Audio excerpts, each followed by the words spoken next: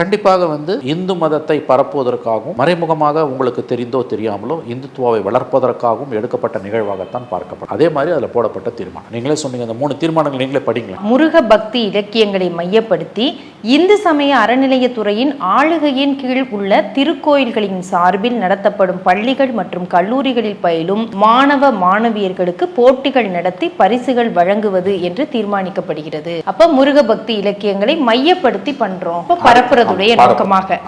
8வது தீர்மானம் விழா காலங்களில் அருள்மிகு கந்தசஷ்டி முருகன் திருக்கோயில்களில் மாணவ மாணவியர்களை கொண்டு கந்தசஷ்டி பாராயணம் செய்விப்பது என்று தீர்மானிக்கப்படுகிறது. 3வது முக்கியமான இன்னொரு தீர்மானம் 12வது தீர்மானம் முருகப்பெருமானின் பெருமைகள் மற்றும் இலக்கியங்கள் குறித்து இந்து சமய அறநிலையத்துறையின் ஆளுகையின் கீழ் உள்ள திருக்கோயில்களின் சார்பில் நடத்தப்படும் கல்லூரிகளில் சிறப்பு ஆன்மீக பாடப்பிரிவுகளை ஏற்படுத்த அரசுக்கு பரிந்துரைக்கலாம்